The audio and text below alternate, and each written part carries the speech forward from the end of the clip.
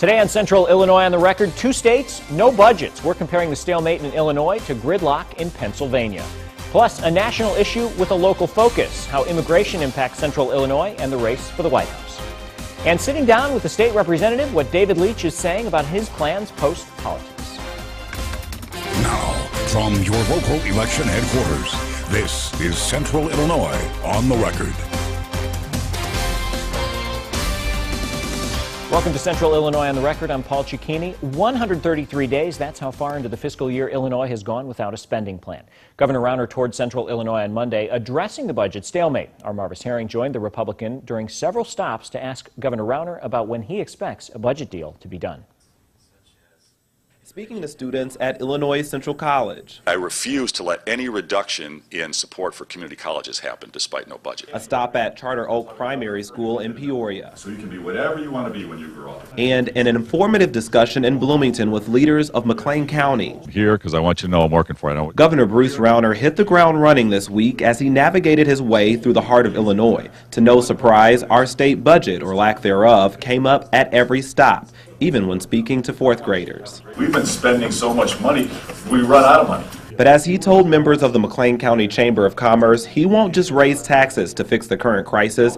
That's what he tells us Democratic lawmakers are proposing as their only option. Rauner doesn't quite see it that way. We can't cut our way out of our problems. We need to grow. We have to grow. Growth creates good careers, rising incomes. A firm stance, but the governor says he's proposed a number of compromises, like taking right-to-work zones off the table to keep collective bargaining regulations in place. But Monday, he claimed lawmakers across the aisle have turned a blind eye to his efforts. We've proposed 6 pieces of legislation. They refused to vote on any one of them, not a single one. So we're at a stalemate. A stalemate that will continue even longer, but one Governor Rauner says does have an expiration date, early to mid-January. Governor Rauner says Chicago is running out of money, so more lawmakers will be pushing for a budget. Rauner also pointed out that after January 1st, a supermajority will no longer be necessary to approve a spending plan. A new bill would reopen state aid for daycare to thousands of kids who have been denied due to the budget crisis. But Governor Rauner says signing it without the rest of the budget is irresponsible. The governor didn't mince words in a 2-page memo he sent to the General Assembly. It comes less than a week before the House and Senate are scheduled to vote on a bill reversing the governor's cuts and potentially limiting his power in the future. The governor said the bill could drive up costs in the long term. Child care supporters estimate 70,000 kids have been denied because of Rauner's eligibility restrictions. This all sets up another showdown at the Capitol on Tuesday. Seniors across the state urging the governor and legislators to pass a balanced budget. State Treasurer Michael Frericks visited a senior center Monday in Springfield to hear how the budget impasse is affecting them. Seniors are having a tough time because groups they rely on for help can no longer afford to offer essential services. That includes things like meals, financial assistance, and transportation. Last week released 6 of 15 staff members who provided case management services to both community care program and adult protective service clients. Starting this week, the senior center will be closed every Friday. A story now from our Capitol newsroom. A public health crisis is hitting the state. More than a third of the 97 local health departments have been forced to lay off staff and cut hours because they're running out of money. Public health advocates are lobbying for 2 bills that would appropriate necessary funding. It would retain services that are currently suspended or cut back because of budget reductions. Local health officials say no funding could affect more than just jobs. There is hope. 2 bills introduced last month would appropriate more than $17 million. The additional funding will help pay for things like food safety, disease control, safe drinking water, and safe sewage disposal. There could soon be a new place for victims of domestic violence to find help, and it could be as simple as a trip to the salon. Lawmakers want to require a mandatory hour of training for nail technicians and hairdressers to help spot signs of abuse. This would be the first law of its kind in the country. Domestic violence advocates say they can see why lawmakers chose the beauty industry, and stylists agree.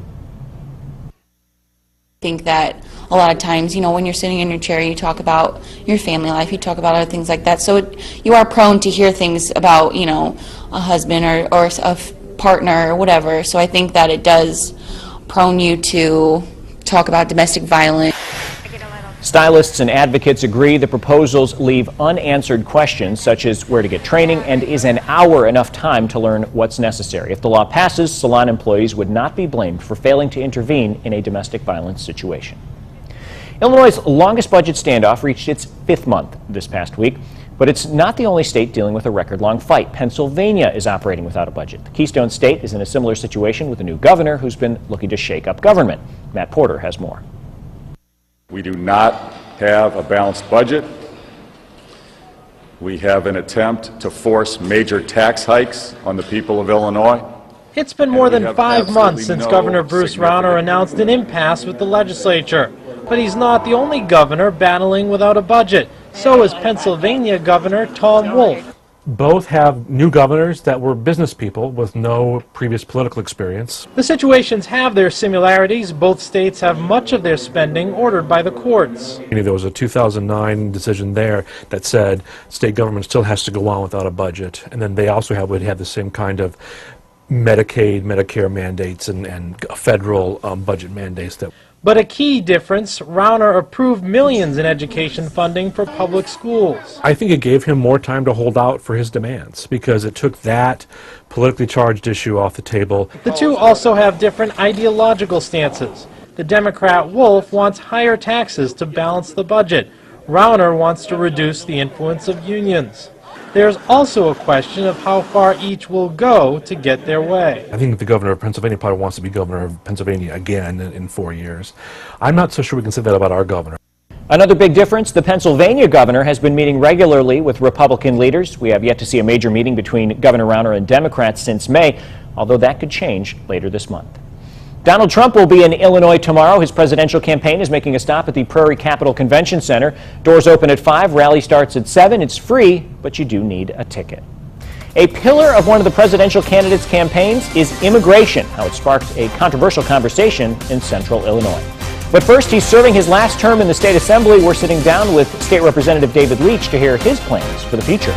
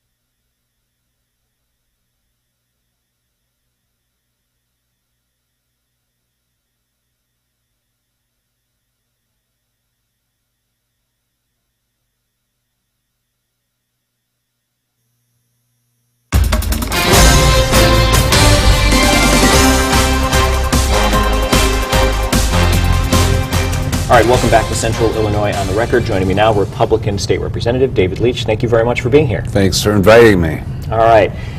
So you made an announcement a few weeks ago that you were not going to run for re-election. Correct. How come? Well, I've been doing this now for, it will have been 28 years, so I think that's probably long enough. Term limiting yourself in a way, right? Yeah, after 28 years, right.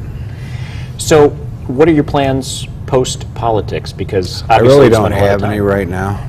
I'm very flexible, and I'm also focused very much on what I'm doing right now as it relates to both Springfield and the community, so I'll figure that out later. Good. Well, Right now, of course, the state is without a budget. It's something that everybody says leadership needs to get into a room and talk. The Republican leaders, the Democratic leaders, the governor say they haven't done so since May. They may do so this month. What's your position on this? I'm sure you want a budget, so that's right. Yeah, I think it's very important to get a budget. The standoff here predominantly is between the governor and the speaker. The speaker does not want to consider any business reforms as part of a budget agreement, and the governor insists on them. So unfortunately, throughout all of this, in my view, the wrong people are being hurt, because the developmentally disabled, mentally ill, seniors, child care, those are the people who are paying the price for it. And it's really a very unhappy situation for our state to be in. So when it comes to those people, the developmentally disabled, the mentally ill, how do they go? How do you go from recognizing those people and recognizing the problems they have and working on a budget where everything becomes numbers? Well, it's a challenge. The governor's position, which I think is valid in many respects, as he points out, Illinois has the same number of jobs today that we had in 1999, and that we've lost just last year over $4 billion in personal wealth leaving the state. We've had company after company, manufacturing company after manufacturing company. So the fundamental point is you can't tax, spend, and borrow your way out of this mess. If that had been the recipe for it, we'd be in great shape, right? Instead of a basket case. We have to restore a business climate where we have growth, because without job growth and opportunity for people to become employed in the state again, we won't solve this problem. We'll just continue on a steady spiral down. So I respect the governor's position, and I think that I respect the other position, because the wrong people are getting hurt, but we have got to get some adult supervision here somewhere and sit down and work this out.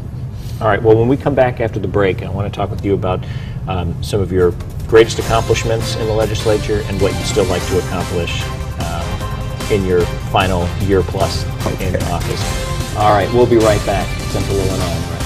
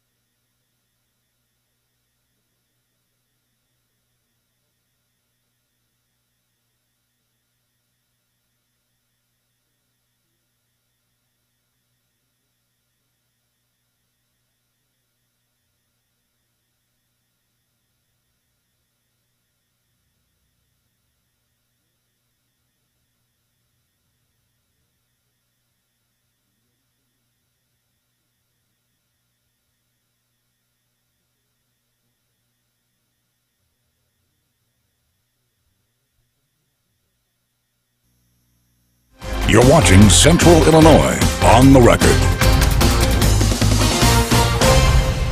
Welcome back to Central Illinois on the Record. Joining me again, State Representative Republican David Leach. Thank you again for being here and sticking around. Thank you. All right, so one of the things I wanted to ask you about is you mentioned the time that you've served in Springfield. What do you view as your greatest legislative accomplishment during that time? Well, that's sort of like asking me to pick my favorite child, because You can do that too if you'd like. I've done quite a few things that I'm very happy about. I put a special emphasis on the community institutions here, specifically Illinois Central College. I was happy to get funding for the East Campus to complete their mechanical and industrial building, build a new IT building, and to just strengthen the East Campus. And then subsequently, I was very happy to secure the former Zeller Mental Health facility for ICC, because I believe very strongly that so much of the answer in education is directly correlated to the flexibility and the expertise of community colleges, and specifically Illinois Central. All right, so we know that you'd like to see a budget passed before you leave the state assembly. What else would you really like to see? Well, for years, what my biggest passion perhaps has been in the area of mental health. And it's been very, very frustrating, because the mental health system is among the worst in the country in Illinois. And whether it's in the jail, Cook County Jail, or whether it's in our prisons, or whether it's just here in our community, there's so much behavioral and mental health concerns that families have and families experience, that it's very, very frustrating that they're not available to be accommodated at a community-based level.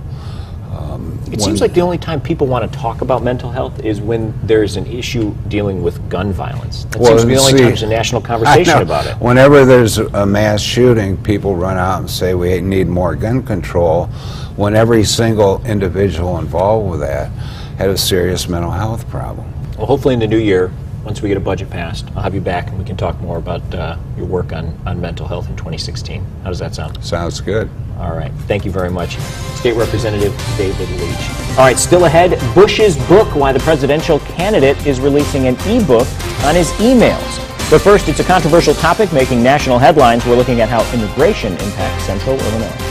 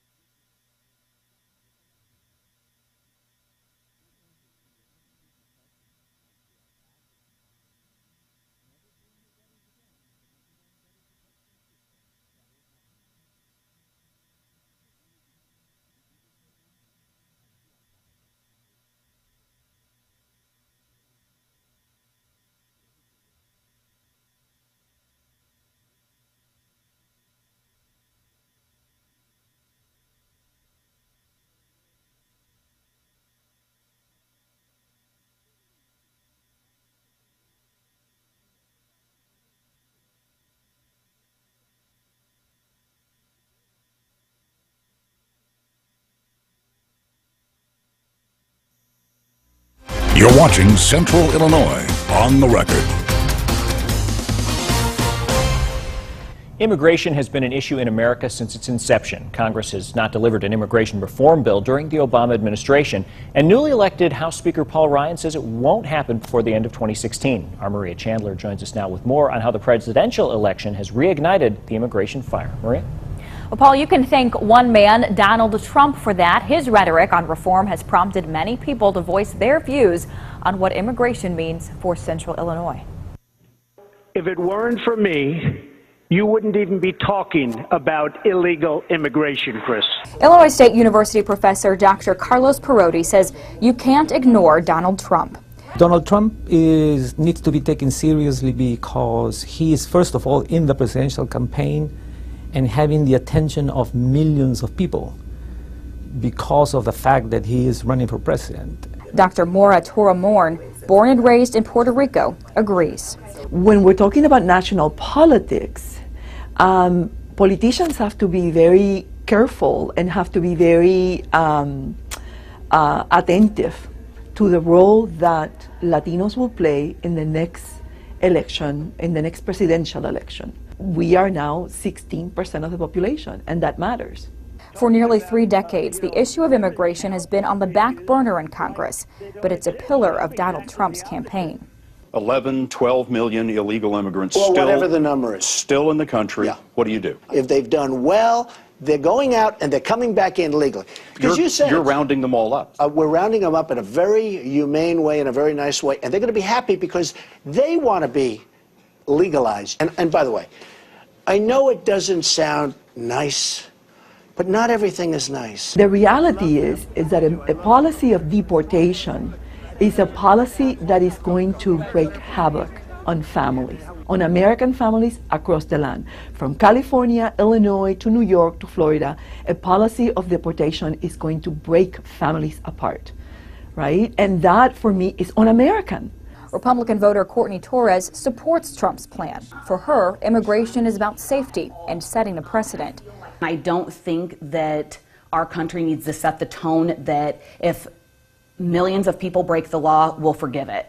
And I kind of think that that's the tone that's being set when everyone else says, let's just grant them amnesty and move forward, you know, and change it later. I don't like that. I think that that just makes us look very weak and makes it look like we can't fix a problem that we started. We need to have you documented if you're going to come here. To keep tabs on everyone. I mean, we all have social security numbers, and I just think that that's fair. What the majority of voters believe is fair and what's not will be decided in November 2016. Until then, these voters want an informed approach to politics from everyone, no matter which side they choose. It's not just to say, no, dismiss this guy, don't listen to him. They need to have a positive answer. And I think that positive answer is very simple. I think that when it comes to immigrant rights and immigrant policies, the foundation of any policy has to be respect for fundamental human rights. That's the starting point. And that is as simple as it sounds.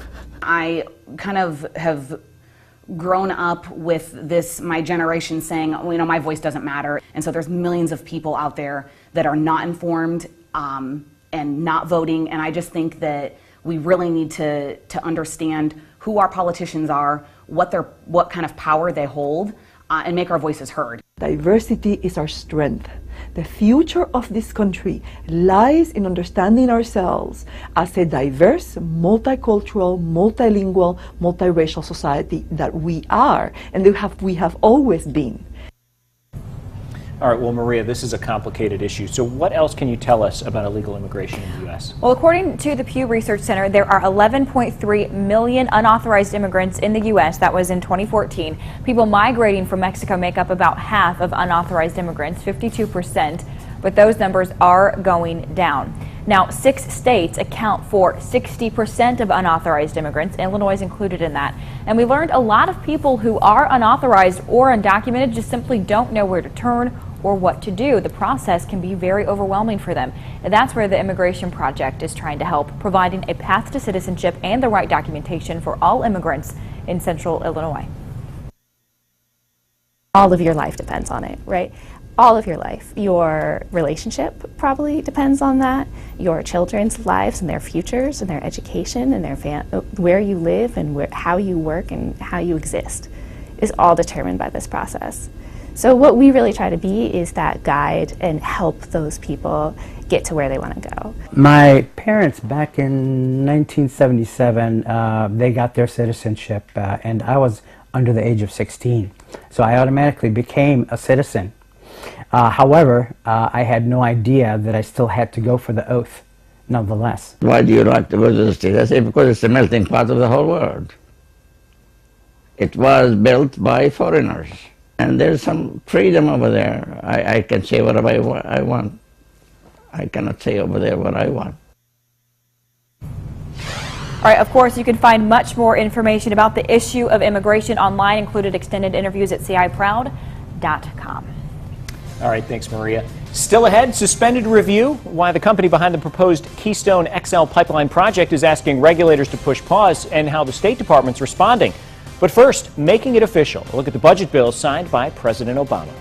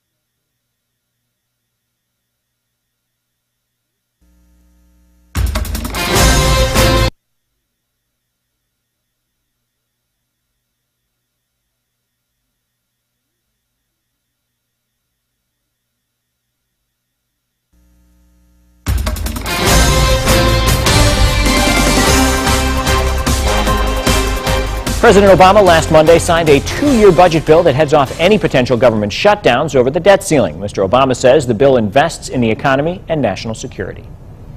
What we now see is a budget that reflects our values, that grows our economy, creates jobs, keeps America safe.